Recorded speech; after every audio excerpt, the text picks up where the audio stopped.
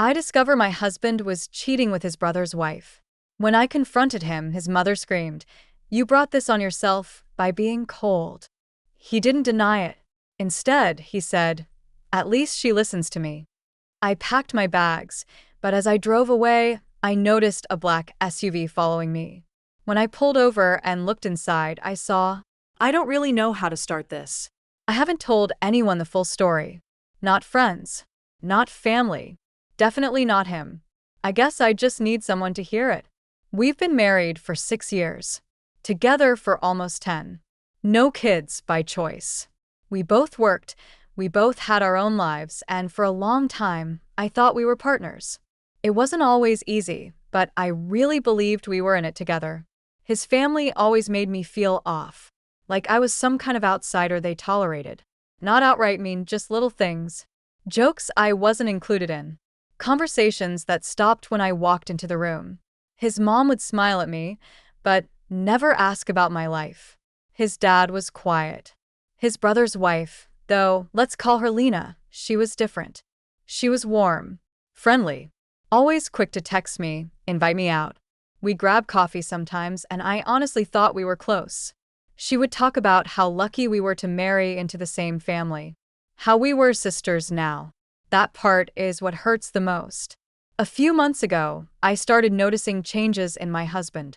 He was more distant, short-tempered, and constantly on his phone. I asked him if something was wrong. He'd just say he was tired, work was stressful, or that I was always picking fights. That one stuck with me. Then one night, he forgot to close his laptop. I wasn't snooping, I swear. But the screen lit up with a message and I glanced. Just for a second. It was Lena. She sent a photo. Nothing graphic, but suggestive. And the caption said, "Can't stop thinking about last night." I stared at the screen for what felt like forever. My body just went still. I didn't cry. I didn't yell. I just closed the laptop and sat there. I don't know how long. Something in me shut down. The next morning, I confronted him. I waited until we were alone in the kitchen. I asked him straight out, "Are you sleeping with her?" He didn't lie. He didn't even look surprised. He just sighed and said, "At least she listens to me." That's all he said. Like that explained it. I stood there, shaking. I asked him how long. He said a while. I asked if it was serious. He shrugged. I don't know what answer I was expecting, but the way he said it, like it wasn't a big deal. Like I was the problem. Then his mother walked in. She must have heard us. She looked at me, didn't even ask what happened, and said, "You brought this on yourself. You're cold. You've been cold for years." I will never forget her face. Or her voice. Or how she acted like this was some minor thing, and I was overreacting. I didn't scream. I didn't fight. I just went upstairs and packed a bag. He didn't try to stop me. No one did. I got in the car and drove. I didn't even know where I was going. Just away. I was about 20 minutes down the highway when I noticed a black SUV behind me. It stayed close. Too close. For too long. At first I thought I was being paranoid. Then I changed lanes. It followed. I exited the freeway. It exited too. I pulled into a gas station and parked. The SUV parked across from me. I got out. Walked toward it. I was honestly ready to scream. To confront whoever it was. I thought maybe insanely that it was Lena. Or my husband. But it wasn't. It was his father. He was alone. He didn't get out right away. Just sat there, hands on the wheel, staring at me through the windshield. I stood there, stunned. I didn't know what to say. I didn't understand why he was there. Finally, he stepped out of the car. He looked older than usual. Not just in the face, something in the way he moved. Slower. Like he didn't want to be doing this either. He walked over and said, "Don't go." I just stared at him. My heart was pounding. I didn't feel safe. Not with anyone from that family. I said, "Why are you here?" He said, "I've known about them." I froze. I asked him, "How long have you known?" He looked at the ground and said, "Long enough." I asked him, "And you said nothing?" He nodded. Said, No one listens to me anymore. It was such a weak answer. But he said it like he really believed it. Then he said something I didn't expect. He said, "What my wife said to you back there? That wasn't about you. That was her protecting herself. She knows what kind of people her sons turned out to be. She just refuses to face it. You weren't cold. You just didn't pretend everything was okay." He said it softly, like he was talking to himself more than me. I asked him again, "Why are you following me?" He looked me in the eyes and said, "Because you're the only one in this family who tells the truth." He offered to help me get a hotel. Said he'd cover it if I needed. Said he just didn't want me to disappear without someone knowing where I went. I didn't know what to say to that. I told him I didn't need his help. But I let him follow me anyway. We pulled into a motel off the interstate. I paid for my own room. I sat on the bed, staring at the wall, thinking about every conversation I'd ever had with Lena. Every moment we shared. Every fake hug. Every coffee date where she looked me in the eye and lied. And I realized it wasn't just betrayal. It was humiliation. They used me. All of them. That's when something inside me hardened. This wasn't just about leaving anymore. It was about exposing everything they tried to hide. I didn't sleep that night. I just sat there on the edge of the bed with my phone in my hands, staring at the screen like it might tell me what to do next. I thought about calling a friend, but how do you even start that conversation? "Hey, my husband's been cheating with his brother's wife and now his dad is following me." It sounded insane. At 3 a.m., there was a soft knock on the door. I froze. It was him. My father-in-law. I opened the door just enough to see his face. He looked exhausted, like he hadn't slept in days. He held up his hands like he was showing he had nothing. "I'm not here to scare you," he said quietly. "I just need to talk." I let him in, but only as far as the entryway. He sat down in the chair by the little desk. "You need to know something," he said. "It's not just an affair." I asked him what he meant. He looked at me like he was weighing how much to say. Then he said, "Lena isn't who you think she is. She didn't marry into this family for love. She's been collecting things. Money. Favors. Secrets." It sounded ridiculous at first, but the way he said it, flat, serious, made me listen. He told me he'd seen emails between her and some lawyer. She'd been pressuring my husband and his brother into certain financial moves. Investments in her name. Properties signed over. She had access to everything because she played the perfect daughter-in-law. She was setting them all up, and no one wanted to believe him when he tried to warn them. I just stared at him. My brain was trying to catch up. I said, "So she's using both of them?" He nodded. "Yes."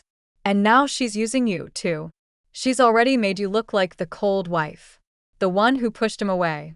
When this blows up, you're going to be the villain in their story." I didn't know if I believed him. But I remembered all the times Lena had asked me little questions about our finances, about whether my husband had life insurance, about what we planned for the future. Things that seemed like idle chatter at the time. He leaned closer. "You can still get ahead of her. But you have to act fast." I asked him why he was telling me this now.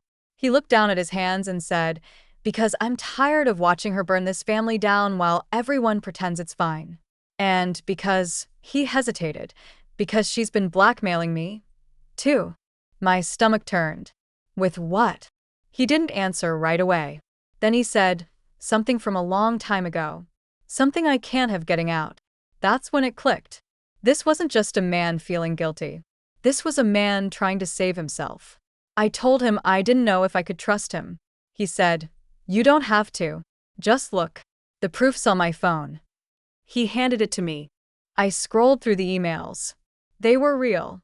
Lena and some lawyer discussing asset transfer and divorce contingencies. They even mentioned my name. My stomach dropped. Before I could process it all, my phone buzzed. It was a message from my husband. Short. Cold. "Come home. We need to talk."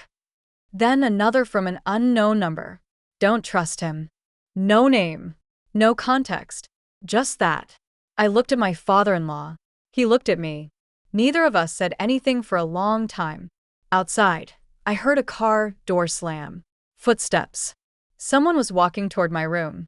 I didn't know if it was my husband, his brother, or Lena. And for the first time all night, I felt scared, not angry, not betrayed, scared.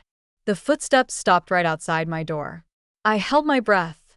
My father-in-law stood up, motioned for me to stay behind him. He didn't look afraid, more like he was preparing for something he'd been dreading. Another knock. Harder this time. Then a voice. "Dad, open the door." It was my husband. I didn't move. I just stared at the door. My father-in-law didn't open it. My husband's voice came again, louder. "I know you're in there. I saw your car." I didn't want to see him. Not like this. But the door wasn't locked. And before either of us could react, the handle turned, and he walked in. His eyes went straight to me, then to his father, then back to me. "You're staying with him now?" he snapped. "Really?" I said nothing. He looked frantic. Not angry in the way I'd seen before. Not smug like when I confronted him. This was different. He looked scared. He ran a hand through his hair and turned to his dad. "You told her, didn't you? You went behind my back." His father didn't answer. "I can't believe this," my husband said. "You've been playing both sides this whole time." He turned to me. "You don't even know what he's done. You think I'm the bad guy? He's just as dirty. Worse." My voice finally came back. "So you admit it? Everything with Lena?" He laughed once, bitter. "You think I started it? You think she didn't come on to me first? You don't know what goes on in this family." I said, "No, I don't. Because none of you ever talk. You just lie and cover for each other and pretend everything's fine." He stepped closer. "She said you'd twist it. She said you'd try to make yourself the victim." I stared at him. "She told you I'd leave?" He looked away. That was my answer. Then my father-in-law said something I didn't expect. "Lena's pregnant." Everything froze. I said, "What?" He looked at my husband. "Tell her." "Or I will." My husband's face went white, then red. He opened his mouth, closed it, then finally muttered, "We don't know for sure." But I could tell he was lying. He knew. And I knew. It was real.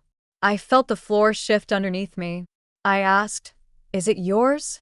He didn't answer. Just looked at the ground. His father looked sick. "There's more. I didn't want to do this now, but you need to know." He pulled out his phone again. Showed me a photo. Lena and a man I didn't recognize. Not my husband. Not his brother. The timestamp was recent. "She's not just seeing your husband," he said.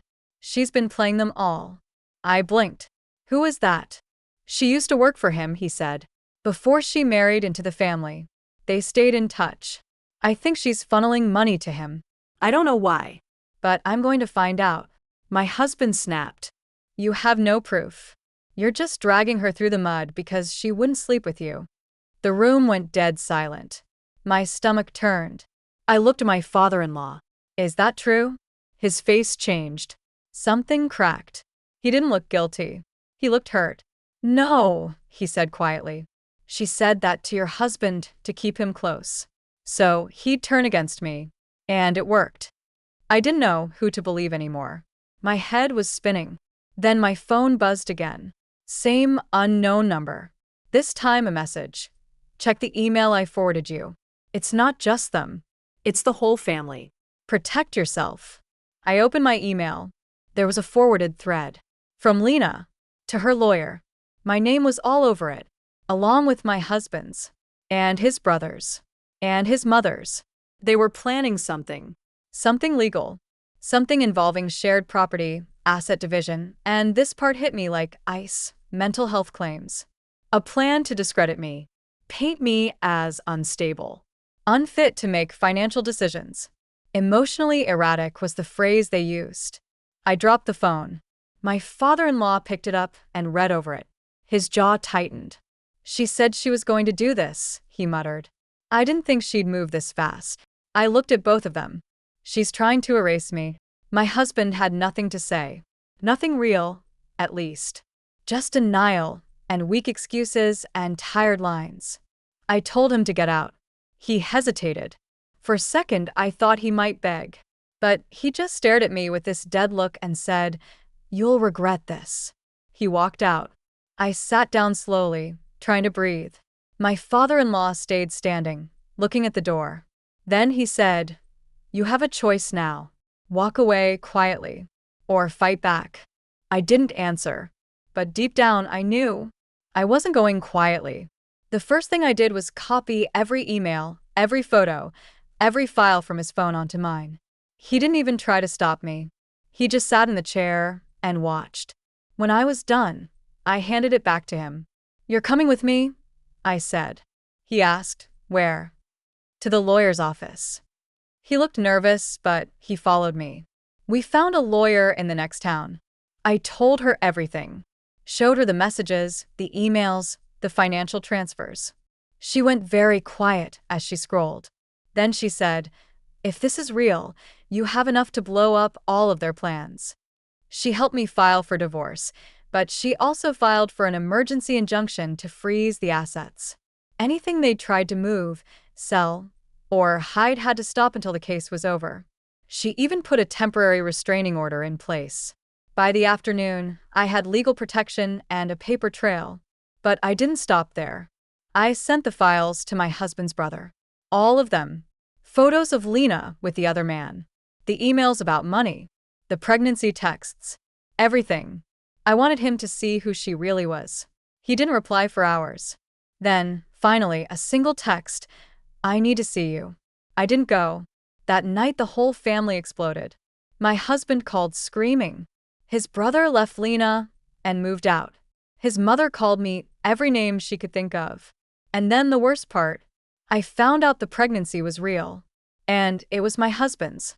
Some part of me still broke at that. Even after everything. It was like a wound I didn't even know was still open.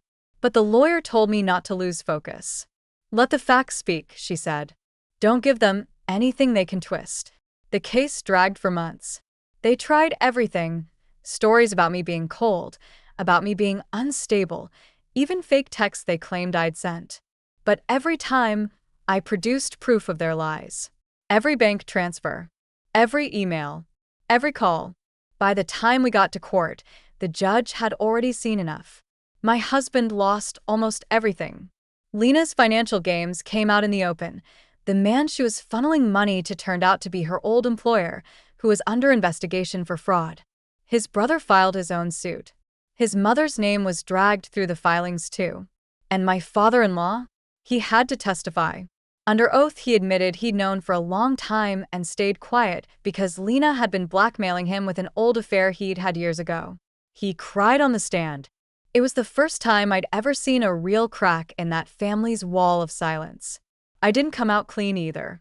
In the middle of all of it, the court found an email I'd sent to a friend a year earlier where I joked about hiding money from my husband, just in case. It wasn't real. I'd never actually done it, but it looked bad. The judge called it poor judgment. I lost some leverage in the settlement because of it. I walked out with less than I'd hoped for, but more than they wanted me to have.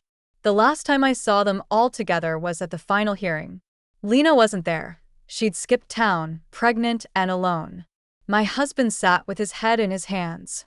His brother wouldn't even look at him. His mother stared at me with pure hate. As I walked out of the courtroom, my father-in-law caught up to me. "I'm sorry," he said quietly. "I should have stopped it years ago." I looked at him and said, "We all should have done a lot of things years ago." Then I left. I didn't feel triumphant. Not exactly. But I felt free. They'd tried to erase me. Instead, they erased themselves. That night, in a small apartment miles away from their town, I opened a new bank account with the settlement money. I deleted every old photo from my phone. I blocked every number from that family. Before I closed my laptop, I sent one last email. To my husband, to his mother, to his brother. It just said, "I told the truth. You built the rest yourselves." Then I shut it all down. For the first time in years, the room was completely silent. And for the first time, it felt like it was mine.